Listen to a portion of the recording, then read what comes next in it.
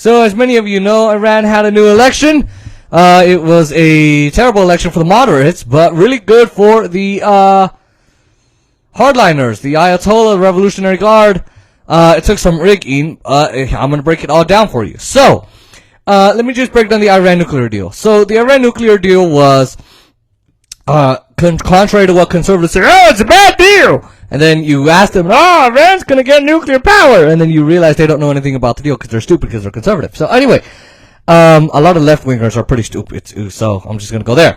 So, the deal was this. Basically, Iran would give up its nuclear power, only have enough to make to generate their electric power grid, so to have power in Iran, and they would we would have less they would have less sanctions on them, so they would lessen the sanctions, they would allow more medicine, and they would improve their economy because we would give them their own money back after a certain period of time.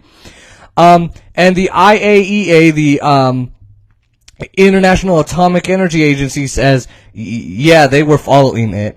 And of course the United States and other international power brokers in the community, in the international community, like Russia, like the UK, like Canada, like Germany, like France, all of them would be able to go in and monitor and check that they don't have nuclear weapons, that they don't have uranium to do that kind of thing. So either way, because there's a difference between making having enough uranium to enrich themselves to make more nuclear weapons, and then there's a difference between that and, of course, so there's a difference between that and having enough to make a nuclear power weapon. So, now, that deal was broken by, of course, the Republicans, by Trump, and so now, right, so now Iran had an election. So you had its president, Hassan Rouhani, who could not run again, so he can't run. And then other moderate candidates who had who potentially could do well, were banned by the Revolutionary Guard. The Revolutionary Guard basically banned them, and they basically said no. So a couple of puppet moderates were running. Nobody knows them. Nobody likes them. And then Ibrahim Raisi wins, and he is as right wing as it gets. The Guardian Council bans the moderates, right? So you have the moderates who are running. You had very much two weak moderate ones running, and nobody knows them. Nobody likes them. Nobody cares about them. Now, the two big moderates who were expected to do well, at least, were Larijani, who is the former head of parliament, and let's see, Jahangiri, who was Rouhani's first vice president, not allowed to run. And then you had Raisi, is the head of the judiciary. He was appointed by the Ayatollah. He lost against Hassan Rouhani the first time in 2017.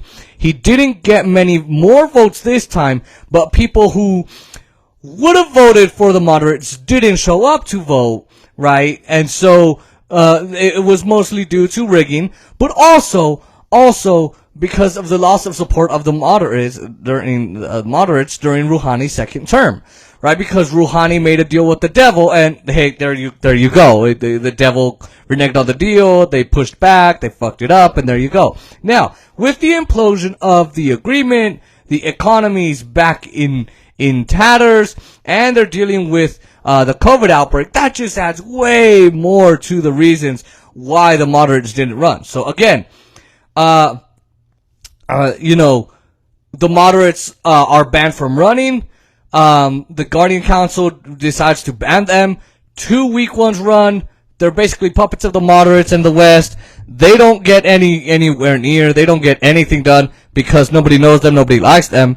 Then you have two that were gonna do well. That's Larijani and Giri.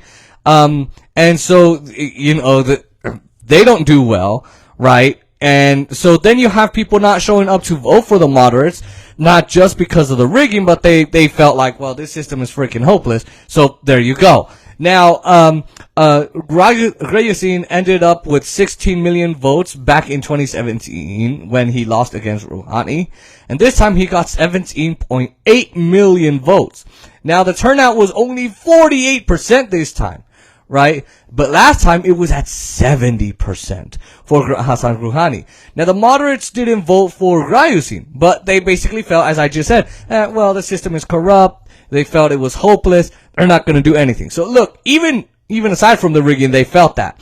Now, Grayusin, is against working with the West, okay? So let's break this down. He's against doing, he was against doing the nuclear deal in the first place. He's a religious fundamentalist, and he was one of 4 prosecutors, who participated, in the executions of political prisoners in 1988. And they were literally called the Council of Death. Now, 1988, who was president at that time? Saddam Hussein. Or as the media calls him, Saddam Hussein.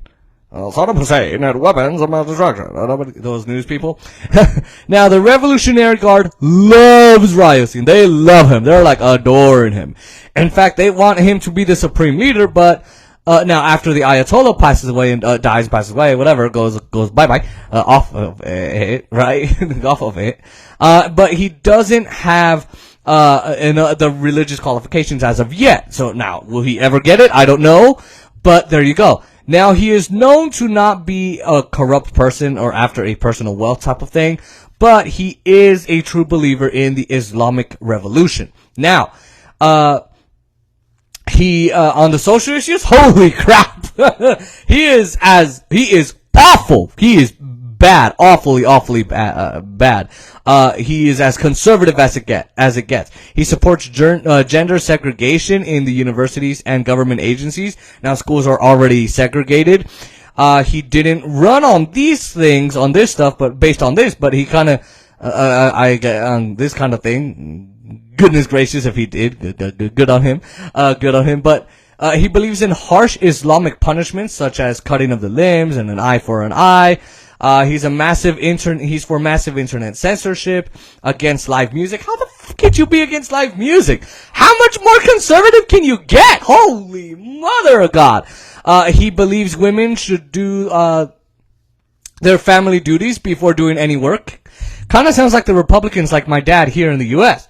And, just as socially conservative, as, you know, just really as it gets. I mean, you don't get more conservative. And if you do, oh my God, I want to know more. I bet you can. Now, he's got no economic plans or policy, but he's against any policy that involves any economic links with the West. So, here we go. We got a guy that doesn't like us. Now, overall, he's a puppet of the Ayatollah. He's more conservative, just like the Ayatollah, and even more than Hassan Rouhani was. Now, that's incredible. So this right here, I find to be very interesting, and I think you guys will too. So this is an interesting fact. Ahmadinejad, who's the former president of Iran, he's very popular. He's pretty popular these days.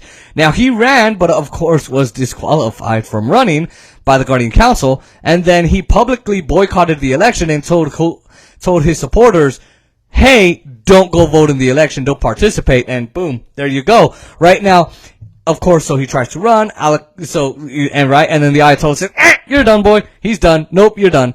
Now, Ahmadinejad made the office of the president, when he was in office, interesting thing is, he made the office of the president more powerful, when he was in office than it had been before. Because, look, before it was just a ceremonial thing, like, hey, president, yay. But really, the Revolutionary Guard ran the whole deal, right? It was, and the Grand Ayatollah were in charge, right? But he went in, made the role of the president more powerful than it had been before. So, to summarize it,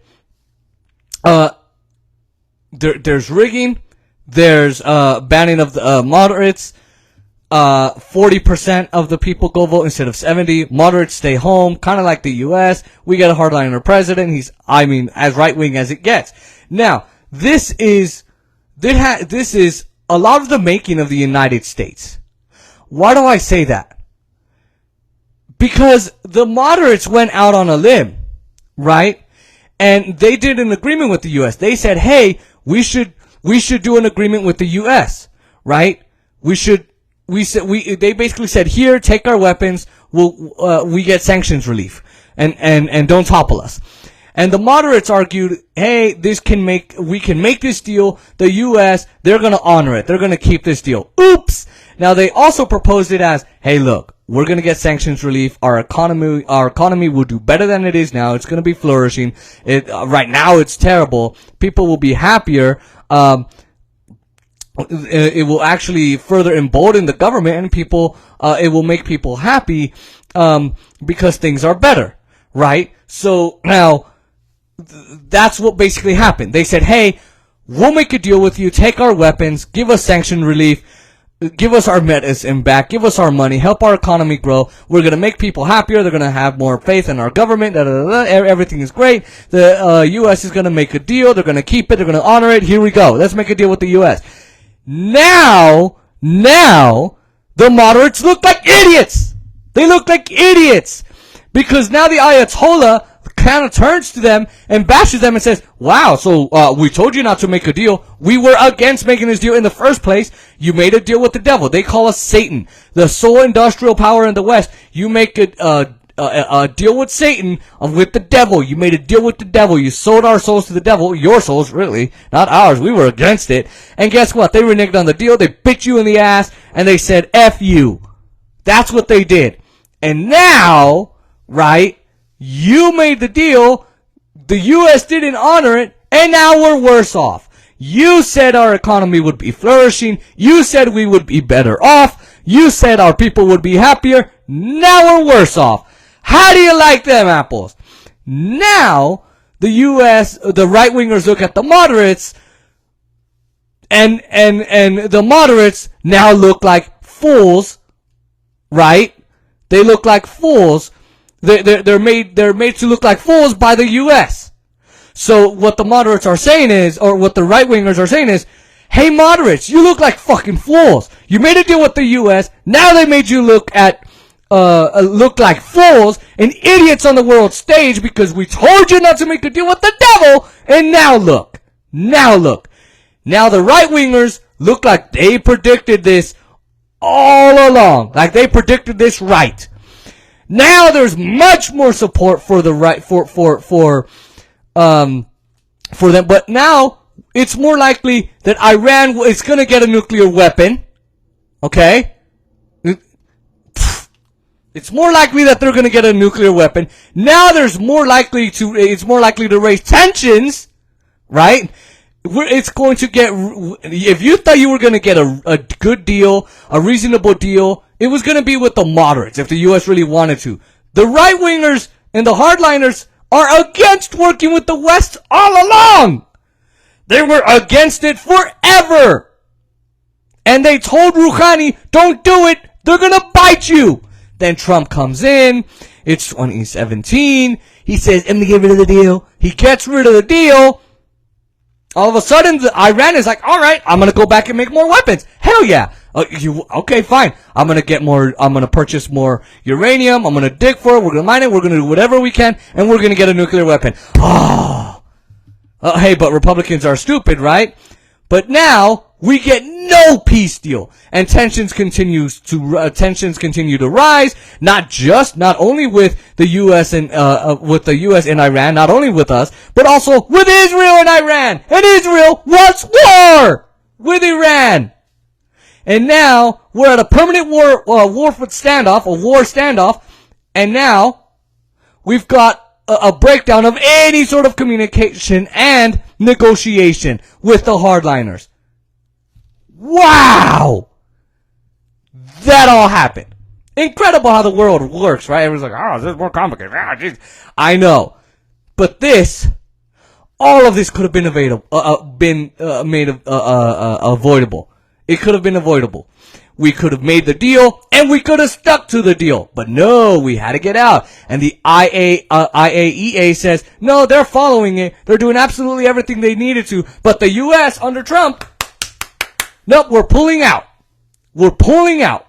Doesn't matter. I don't care. And the International Criminal Court, right, they basically say, hey, because guys, now we placed even more sanctions on Iran. So now the International Court, like medicine, right? We sanctioned medicine. The International Criminal Court's like, look, put all the sanctions you want. Not medicine. You can't do that. That's illegal. And the U.S. was like, F you. And we chastised the court, and then we pulled out. Oh, gee. Now, people support the Ayatollah and the Revolutionary Guard more because they think they predicted it all along, even though now look, it's also rigged by the so because the Revolutionary Guard and the Ayatollah made it so they'd win, right? But even if the moderates were allowed to run, the Revolutionary Guard and the Ayatollah probably would have won anyway. So we pull out of the deal. We didn't stick to it. The people now support the Revolutionary Guard and the Ayatollah. This just proves this is a major F up by some establishment goons in the United States. Because they messed it up. You got neocons and neocon center. Introduction to Neocon 101 and then Neocon 500. What the fuck is going on, man? This is also on Joe Biden. Yes, Trump pulled out of the deal. Yes, he reneged on the deal. Yes, he put more sanctions. But Joe Biden should have been on this day one. Day one. He could have gotten rid of all of this tension. No more tension with U.S. and in Iran and Israel. Iran wants war in Israel. No. Let me calm down. Israel wants war in Iran. Let me fix myself. I'm sorry about that. For those of you who do foreign policy, don't slap me. They want war in Iran because why not? Just because Bibi Netanyahu's out, their new guy still wants it. We could have avoided all of it. But no. No. Joe Biden comes in and says, well, if Iran does X, Y, and Z before we pulled out of the deal. We did. Not them. It's up to you to go over there, negotiate the deal again, go to Iran, have a national press conference or whatever you got to do and say, I'm so sorry. That previous guy was a crazy nutcase, hella crazy dude. But hey, you can trust the United States. Our word is as good as gold. Trust us. We are so sorry. This deal is going to continue. Please take my word for it. I'm the president of the United States. I'm telling you. No, he didn't do any of that shit. Congratulations. Corporate media, moderates, all you dumbasses everywhere. You just created tensions by voting for this nutcase of a president who didn't do anything to stop this. Anything. Wow. Just incredible, man. How we have some corrupt assholes in power. And by the way, who would trust our credibility? I wouldn't. Look at Iraq. We went into Iraq. It was illegal. And we said, we don't care. We're doing it anyway. We toppled Saddam. And then Gaddafi, Muammar Gaddafi in Libya. What did we do there? Gaddafi said, here's my weapons. Take them. Don't topple me. And we toppled him anyway. And now this. And then John Bolton told North Korea, hey, we want to do the Libya model with you. What? Oh, yeah, so North Korea is going to give up their nuclear weapons. As if. And then you're going to topple them anyway. What the? Who would agree to that deal? So you can't trust the United States credibility. We have no credibility. And I don't know why anybody would make a deal with us. Anybody. What bullshit this is, man. What bullshit this is, man.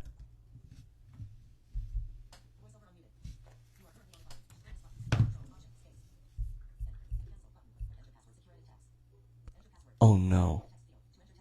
Oh, you did not just do that. Ah, fuck.